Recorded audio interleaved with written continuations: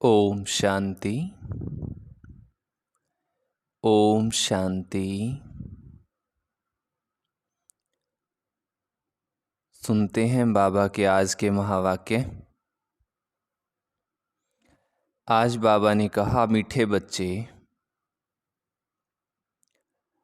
तुम सच्चे सच्चे रूहानी ब्राह्मण नई दुनिया की स्थापना के निमित्त हो। तुम सच्चे सच्चे रूहानी ब्राह्मण नई दुनिया की स्थापना के निमित्त हो। तुम्हें अपना अश्व, माना ये शरीर रूपी अश्व, इस यज्ञ में स्वाहा करना है, मीन्स सफल करना है बाबा की सेवा में। प्रश्न है आज की मुरली से, अवस्था को एक रस अचल बनाने का साधन क्या है? अवस्था एक रस अचल कैसे बने? उत्तर है, अवस्था एक रस तब बनेगी जब निरंतर योग में रहेंगे, बिना कोई अंतर के, बिना कोई अंतराल के बाबा की याद में श्वासों श्वास रहें। तब योग टूटता तब है जब किसी में मोह है, ममत्व है। इसलिए नष्टो मोहा बनो, इसलिए नष्टो मोहा बनो, बुद्धि को पवित्र बनाओ। बुद्धि को, हाँ, ज्ञान की धारणा भी पवित्र बुद्धि में ही होती है। इसलिए बुद्धि रूपी बर्तन स्वच्छ हो, बाबा से योग जुटा रहे। शिव बाबा से योग जुटा रहे गीत है, यही बहार है दुनिया को भूल जाने की। बस इसी छोटे से टाइम में दुनिया को भूल सकते हैं, क्योंकि बाबा की बहुत पदम गुणा मदद है। अगर इसी समय नहीं भूले तो देखो। ओम शांति। निराकार शिव भगवानुवाच, आकार और साकार को भगवान नहीं कहा जा सकता। अब तुम बच्चे जानते हो, हम इस संगम पर बैठे हैं। बाबा ने समझाया है, इस समय तुमको दैवी संप्रदाय नहीं कह सकते। इस समय तुम ब्राह्मण संप्रदाय हो। ब्राह्मण भी इस समय दो प्रकार के हैं। अब ये है सच्चे ब्राह्मणों का कुल। वो ब्राह्मण लोग ये नहीं जानते कि सच्चे ब्राह्मण मुख वंशावली ब्राह्मण भी हैं, तो उन्हों को भी परिचय देना पड़े। अगर कोई आए तो उनसे पूछना चाहिए। ऐसे बहुत हैं जो अपने को ब्राह्मण कहलाते हैं। उन ब्राह्मणों में बहुत प्रकार के होते हैं। यहाँ तुम एक ही ब्रह्मा के मुख वंशावली सच्चे ब्राह्मण हो। ब्रह्मा के बच्चे तुम ब्राह्मण ब्राह्मणियाँ हो, विकार में जा नहीं सकते। छोटे बड़े सब ब्राह्मण ठहरे, तो वो है जिस्मानी ब्राह्मण, और तुम हो सच्चे रूहानी ब्राह्मण। ब्रह्मा के मुख वंशावली सच्चे हैं, रूहानी हैं, ब्रह्मा के मुख वंशावली हैं। तुम जानते हो हम सच्चे ब्राह्मण ब्रह्मा के बच्चे हैं। परम पिता परमात्मा अपने पोत्रे पोत्रियों को पढ़ाते हैं पुत्र द्वारा, ब्रह्मा बाबा के द्वारा। पुत्र है प्रजापिता ब्रह्मा। बल शास्त्रों में दक्ष प्रजापिता का भी नाम है। अब दक्ष कोई हुआ नहीं है, इनका ही दक्ष प्रजापिता नाम रखा है। शास्त्रों में ये बात है कि अब अश्व को हवन करते हैं, मीन्स स्वाहा करते हैं। अभी अश्व तो तुम हो। उन्होंने तो कहानी बैठ लिखी है, यथार्थ अर्थ को समझ नहीं सकते। कुछ ना कुछ अक्षर आए हुए हैं, जैसे नाटक बनाते हैं। जो पास्ट हो गया उनके सॉरी जैसे नाटक बनाते हैं। झांसी की रानी नाम तो है, परंतु वो एक्टर्स वास्तव में तो नहीं है, नकली बैठ बनाते हैं। झांसी की रानी नाम तो है, परंतु वो झांसी की रानी नहीं, उसका एक्टर है। आर्टिफिशियल बैठ बनाते हैं। अपने आदमियों को लश्कर के सिपाही बनाते हैं। कुछ ना कुछ है जिसके फिर नाटक बनते हैं। जो बीत गया उनके फिर नए एक्टर बनाकर पार्ट बजवाते हैं। तुम तो पार्ट सीखे हुए ही हो। अपने आप आत्मा में जो पार्ट अनूंधा हुआ है वो बज रहा है। तुम अपने पार्ट को समझ गए हो। ब्रह्मा मुख वंशावली ब्राह्मण ब्राह्मणियाँ हैं। ऐसे नहीं, रचना है ही नहीं, उनको नया बनाते हैं। ये भी समझना है। मनुष्य समझते हैं महाप्रलय हुई, फिर पीपल के पत्ते पर सागर में बच्चा आया। ऐसे तो हो नहीं सकता। बाकी हाँ, बाबा नई रचना रचते हैं तो पहले पहले बच्चे गर्भ महल में आते हैं। वो जैसे क्षीर सागर में है, यहाँ है गर्भ जेल विषय सागर। बहुत सजाएं खाते हैं। ये बाबा बैठ समझाते हैं।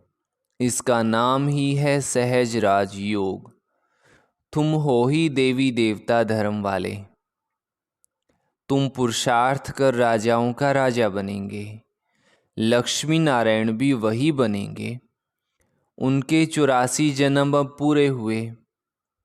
बाबा समझाते हैं, कल अब पहले भी तुम ही थे।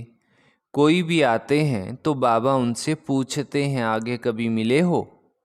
कहते हैं हाँ बाबा, 5000 वर्ष पहले भी मिले थे।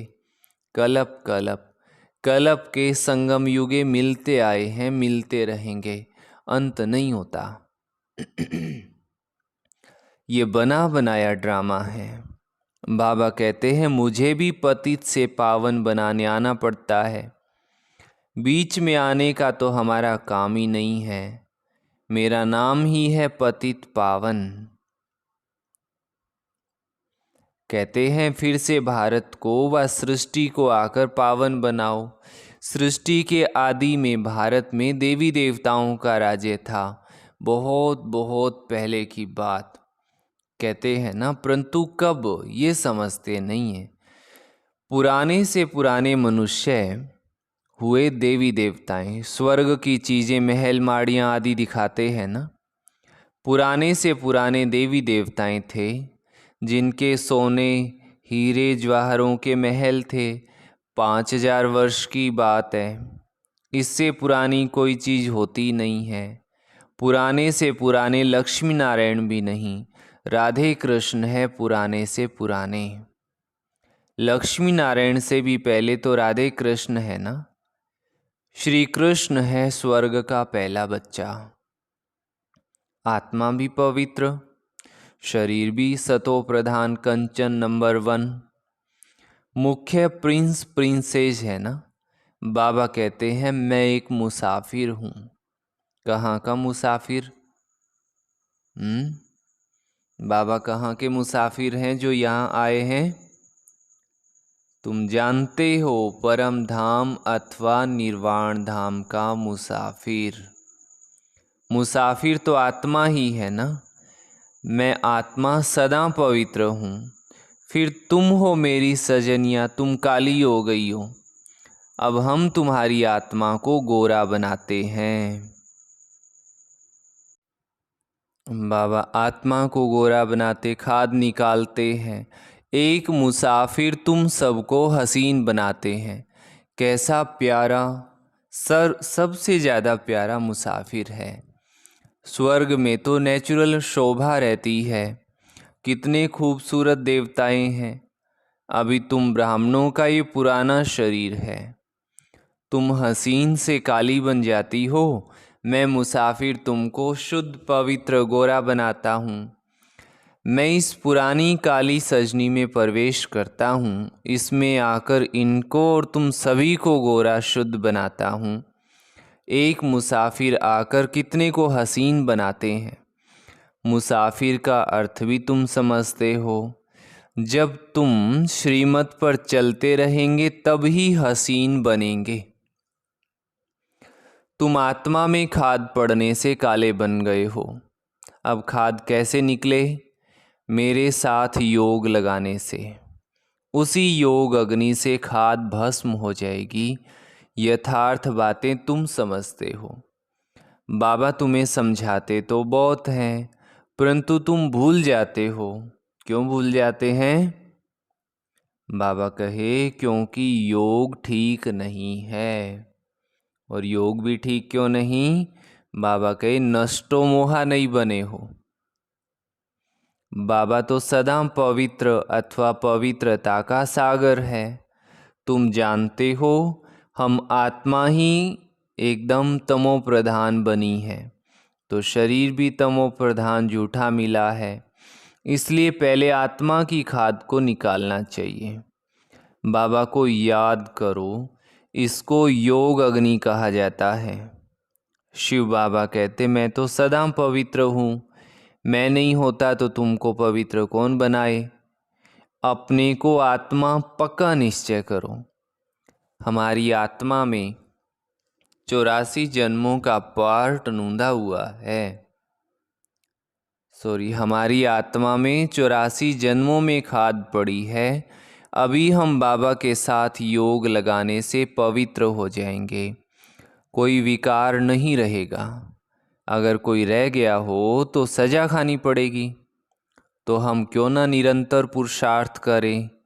मेहनत से अवस्था ऐसी हो जो कभी भी माया का तूफान हिला ना सके। अचल घर बन जाओ, बाबा कहते हैं। आत्मा जो इसके अंदर है वो बाबा की याद में परिपक्व अवस्था में आ जाए तो फिर कर्मातीत अवस्था आ जाएगी। कोई विकर्म नहीं होगा। आत्मा पवित्र हो जाएगी। मेहनत है ना। परम पिता परमात्मा का भी पार्ट है। हम उनको याद करते हैं, वो कैसे आकर पढ़ाते हैं वो तो प्रैक्टिकल में होगा ना। भगवान ने पढ़ाया था 5000 वर्ष पहले। कब पढ़ाया था बाबा ने हमें? बरोबर प्राचीन भारत का राजयोग सिखाया था। बच्चे जानते हैं यह वही प्राचीन राजयोग है। बाबा कहते हैं मुझे याद करो, इसमें ही मेहनत है। इसमें मेहनत है, अपने पिता को याद करने में मेहनत है। सारी याद की ही बात है। बाबा फरमान करते हैं मुझे याद करो, परंतु माया फरमान पर चलने नहीं देती, विघन डाल देती है। बाबा कहते हैं मुझे याद करने से तुम मेरे जैसे पवित्र बन जाएंगे और फिर ज्ञान का सागर रहमदिल बनते हो। तुम ब्लिस कर रहे हो, माना वरदान दे रहे हो। जैसे कहें तुमको यहाँ 3 पैर पृथ्वी के भी नहीं मिलते हैं और बाबा तुमको सारे विश्व की बादशाही देते हैं। इसीलिए सब बाबा को याद करते हैं। वाणी से परे जाने के लिए मनुष्य वानप्रस्थ लेते हैं, अर्थात मुक्ति धाम में जाना चाहते हैं। मुक्ति, जीवन मुक्ति तो बाबा के सिवाय कोई दे नहीं सकता। बाबा द्वारा तुम पहले शूद्र से ब्राह्मण बनते हो। तकलीफ की कोई बात ही नहीं है। उठते बैठते चलते फिरते अपना पुरुषार्थ करते रहो। तुम समझते हो याद करेंगे तो गोरे बन जाएंगे, तुम्हारी आत्मा पवित्र हो जाएगी। पावन बाबा आकर पावन होने की युक्तियां बतलाते हैं। परम प्रिय बाबा को याद करते रहना है। मनुष्य बीमार पड़ते हैं तो उनको कहते हैं फलाने को याद करो, परंतु ऐसे थोड़े ही वो याद ठहरेगी।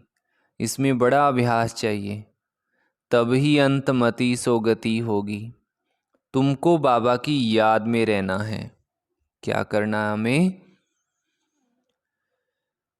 हाँ, बाबा की याद में रहना, कर्मातीत बनना ही है। योग से विकर्मों को भस्म करेंगे तो वो सजाएं नहीं खाएंगे। योग में नहीं रहेंगे तो सजा खाकर मुक्ति धाम में जाएंगे। इसमें भी नंबरवार हुआ तो गोरा मुसाफिर एक बाबा है। मुसाफिर तो सभी आत्माएं भी है, कितना दूर से आती है पार्ट बजाने। जैसे वो एक्टर्स घर से आते हैं पार्ट बजाने। ये रावण का पराया देश है ना, रावण ने पतित बनाया है। एक गीत भी है ना, इस जगत सराय में क्यों दिल को लगा बैठे। तो बाबा कहते हैं मैं फिर पतित को पावन बना करके साथ ले जाऊंगा। कोई गुरु को अथाह शिष्य होते हैं, लेकिन वो तो साथ में लेकर के नहीं जाते और ना खुद जाते हैं, रास्ता ही नहीं जानते। ज्योति ज्योत में तो कोई समाते नहीं है। आत्मा अविनाशी है, टुकड़ा टुकड़ा नहीं होती है। शरीर मरता है, जलता है, आपघात भी करते हैं। एक दो में कुछ हुआ, आशा पूरी नहीं हुई तो दोनों मिलकर डूब मरते हैं। उनको जीव घाती महापापी कहा जाता है, आत्मघाती नहीं। शरीर का विनाश होता है। तो जितना बाबा को याद करेंगे उतना धारणा होगी। जितना बाबा को याद करेंगे उतना भल कोई कितना भी अच्छी मुरली चलाने वाला हो, माया ऐसी है जो एक थप्पड़ में खलास कर देती है। उनकी बॉक्सिंग चलती रहती है। ये युद्ध स्थल है ना, युद्ध का मैदान है। शास्त्रों में तो क्या क्या बैठ दिखाया है, रात दिन का फर्क है। इस समय के लिए कहा जाता है ज्ञान प्राय लोप हो गया है, देवी देवता धर्म प्राय लोप हो गया है, बाकी जड़ चित्र रहे हैं। तुम शिव के मंदिर में जाएंगे तो फट से कहेंगे ये शिव बाबा का मंदिर है।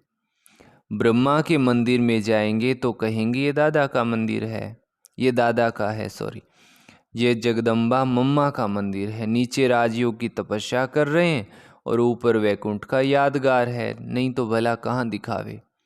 कोई मरता है तो कहते हैं ये तो वैकुंठ में गया, तो उन्होंने वैकुंठ ऊपर में बना दिया है। अब ऊपर तो बहुत घूम घाम के आए हैं, कहीं वैकुंठ मिला ही नहीं। यादगार ड्रामानुसार पूरा है। बाबा और मम्मा कामधेनु बैठी है। उन्होंने फिर गऊ समझ लिया है। गऊ को फकीर लोग लेकर निकलते हैं तो ये है कामधेनु। और कपिल देव के पास कामधेनु रहती थी। कहानियाँ तो बहुत हैं। शिव बाबा कहते हैं हम मुसाफिर हैं। ये ब्रह्मा बाबा ऐसे नहीं कहेंगे।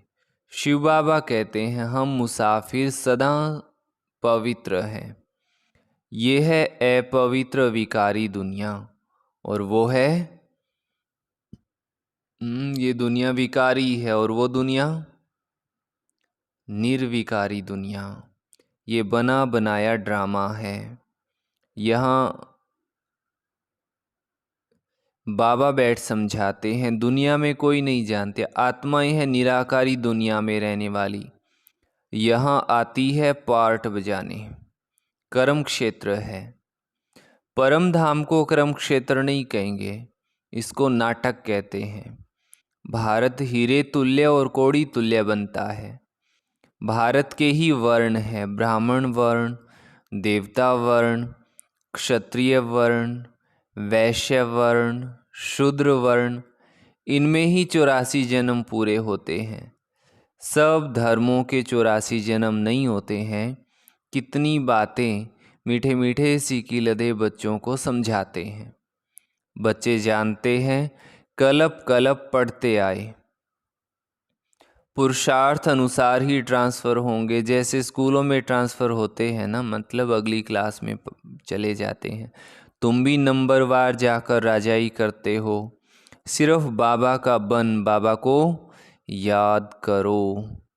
बाबा को तो घड़ी घड़ी याद करो। एक घड़ी कितनी देर की होती है बताओ? दुनिया में पूरे दिन में कितने घंटे होते? पूरा दिन और रात मिला करके 24 घंटे। और हर घंटे में अगर 1 मिनट याद करें तो कितने मिनट होंगे? 24 मिनट को मिला करके कहते एक घड़ी हुई। तो बाबा कहते हैं घड़ी घड़ी बाबा को याद करो, नहीं तो विक्रम विनाश कैसे होंगे। घड़ी घड़ी अपने से बातें करनी है। हम आत्मा तो अविनाशी हैं। बाबा ने आदेश किया है कि मुझे याद करो, तो विक्रम विनाश होंगे। याद नहीं करेंगे तो विक्रम विनाश नहीं होंगे। पद भी ऊंचा नहीं मिलेगा, बाबा कहते हैं। अच्छा, मीठे मीठे सिकिलधे बच्चों प्रति माता पिता बाप दादा का याद प्यार और गुड मॉर्निंग। रूहानी बाप की रूहानी बच्चों को नमस्ते। हम रूहानी बच्चों की रूहानी माता पिता बाप दादा को याद प्यार, गुड मॉर्निंग और नमस्ते। धारणा के लिए मुख्य सार का फर्स्ट पॉइंट है, योग अग्नि से विकर्मों की खाद भस्म करके गोरा बनना है, कंचन बनना है, शुद्ध बनना है। पवित्र बन सभी पर पवित्रता की कृपा करनी है, ब्लिस करनी है। पहले खुद पवित्र बनना है, पहले ही कृपा करने की दरकार नहीं है, ना ही ऐसे हो पाएगी। तो पहले खुद का स्वयं का सुधार करना है। सेकंड पॉइंट है, स्वयं को ऐसा अचल घर बनाना है जो कोई भी विकर्म ना हो। याद की मेहनत से अपनी अवस्था परिपक्व बनानी है। वरदान दिया बाबा ने, स्वयं को अवतरित हुए अवतार समझ सदा ऊंची स्थिति में रहने वाले अर्श निवासी फरिश्ता भव। जैसे बाबा अवतरित हुए हैं, ऐसे आप श्रेष्ठ आत्माएं भी ऊपर से नीचे संदेश देने के लिए अवतरित हुए हो। रहने वाले सूक्ष्म वतन व मूल वतन के हो। देह भान रूपी मिट्टी अथवा पृथ्वी पर आपके बुद्धि रूपी पांव नहीं पड़ सकते। इसलिए फरिश्तों के पांव सदा फर्श से ऊपर दिखाते हैं।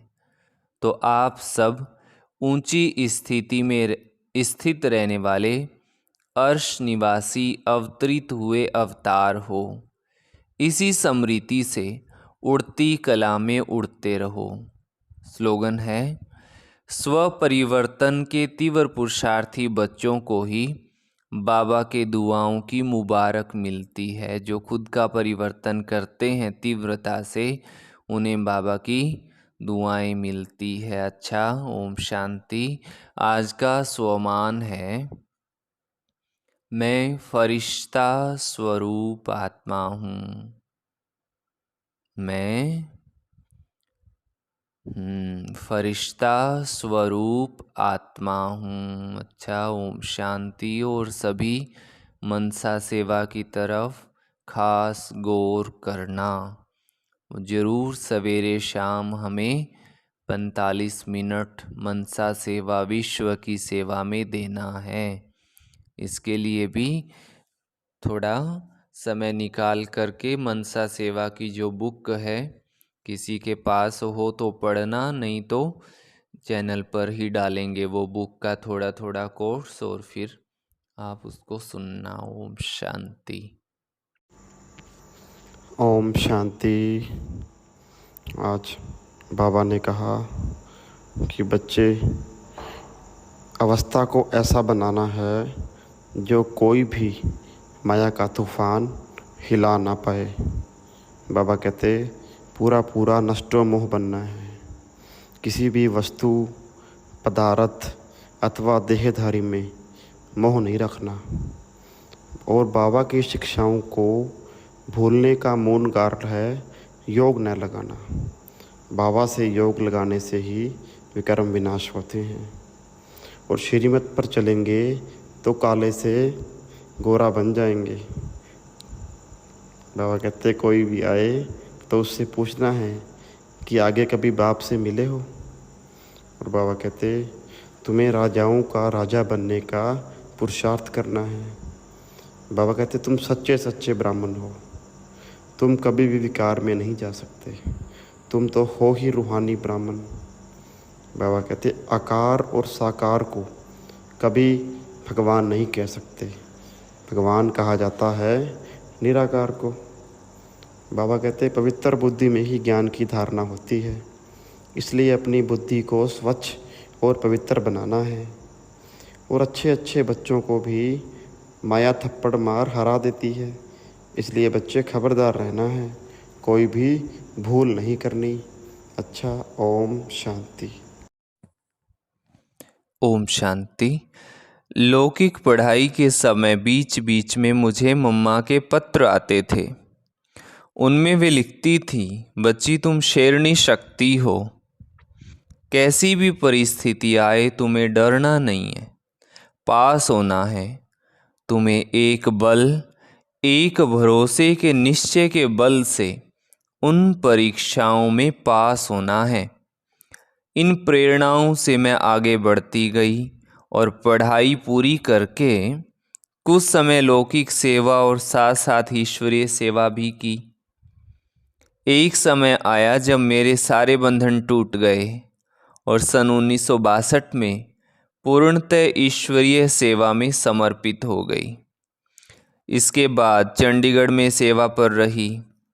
जब भी मैं मम्मा को देखती थी तो मुझे ऐसे लगता था कि ये ना मेरी केवल अलौकिक माँ है परंतु लौकिक माँ भी हैं।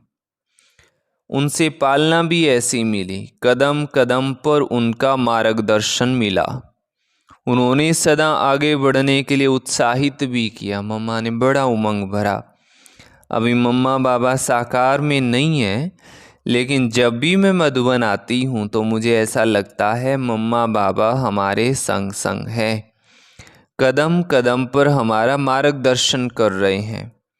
जब योग में बैठते हैं तो कभी कभी मम्मा की मूरत सामने आती है और प्रेरणा मिलती है, इशारा मिलता है कि तुमको आगे बढ़ना है, बाबा को देखना है, बाबा को फॉलो करना है। अव्यक्त रूप में हमें आज भी मम्मा की सूक्ष्म प्रेरणाएं मिलती है सदा आगे बढ़ते रहने के लिए। गुरदासपुर से ब्रह्मा कुमारी सुमन दीदी अपना अनुभव सुनाती हैं कि मम्मा की भावना इतनी पवित्र और परिशुद्ध होती थी कि उनका दर्शन करने से कैसे भी विरोधी भाव वाले अथवा अन्य भाव वाले व्यक्ति हो पूर्णतः बदलकर शीतलता का अनुभव करते थे और महसूस करते थे कि इस महान आत्मा के दर्शन पाकर हम हो गए धन्य। मातेश्वरी जी का इतना प्रभाव था कि उनके सामने कोई भी कैसी भी आत्मा आए बदली होकर के ही जाती थी, मतलब उसका परिवर्तन होता था। अमृतसर में एक बारी मम्मा का सत्संग हो रहा था। हमारे घर से तो सब बहुत खुशी खुशी में जा रहे थे। मुझे भी उन्होंने कहा कि मातेश्वरी जी आ रही हैं, तुम भी चलो। मैं भी उनके साथ गई। वहाँ मातेश्वरी जी को देखा तो मुझे प्रेरणा आई कि मुझे भी उनके जैसा बनना है, उनके जैसा आदर्श जीवन जीना है। ये सोच ही रही थी कि मम्मा की दृष्टि मेरे ऊपर पड़ी। वे मुस्कुराई और अपनी शक्तिदायिनी दृष्टि मेरे ऊपर बरसाई। जब मम्मा दूसरी बारी अमृतसर आई तो मैं उस दिन क्लास में नहीं गई थी। तब मम्मा ने मेरी माताजी के हाथ शक्तियों की एक तस्वीर भेजी और कहा कि उस कन्या से पूछना कि इन शक्तियों जैसा बनना है। उस चित्र को देख मुझे लगा कि हाँ, ऐसा बनना है। उस दिन से मातेश्वरी जी से मेरा प्यार और बढ़ गया और मुझे बार बार अनुभव होने लगा कि ये मेरी माँ है। उस प्यार से मेरा जीवन पूरा बदली हो गया। जब पहली बार मैंने मम्मा को देखा तो मुझे मम्मा अष्टभुजाधारी देवी दिखाई पड़ी। ताज पहने हुए थी, चमकीले रंगीन वस्त्र थे, सर्वस्त्र शस्त्रों से सुसज्जित माँ शक्ति के रूप में दिखाई पड़ी। मम्मा का जीवन बहुत ऊंचा था। एक बारी की बात है, मम्मा के सामने कई कन्याएं बैठी थी। मम्मा उनसे मिल रही थी, मैं भी थी। जब मुझसे मम्मा मिल रही थी तो मम्मा ने पूछा, बच्ची, ईश्वरीय जीवन में बहुत परीक्षाएं आएंगी, तुम उनको पास करोगी? तो मैंने कहा, हाँ मम्मा, ज़रूर। फिर पूछा कि इतनी इतनी बातें समानी पड़ेंगी, समाओगी? तो कहते हैं, हाँ मम्मा, ज़रूर। आगे पूछा कि इतनी इतनी बातों का सामना करना पड़ेगा? तो मैंने कहा, हाँ जी मम्मा। पुनः पूछा, इस संसार में चलना है तो बहुत परीक्षाएं देनी पड़ेंगी, दोगी ही? तो मैंने कहा, हाँ मम्मा, ज़रूर दूंगी। इस प्रकार चलते चलते हमारे पास कोई परीक्षा आती थी तो हमें मम्मा से किया हुआ हमारा वायदा याद आता था। इससे मन में और ताकत आती है और हमें उस परीक्षा में पास होने का साहस मिल जाता है। अच्छा, ओम शांति। बाकी का हम कल सुनेंगे। ओम शांति।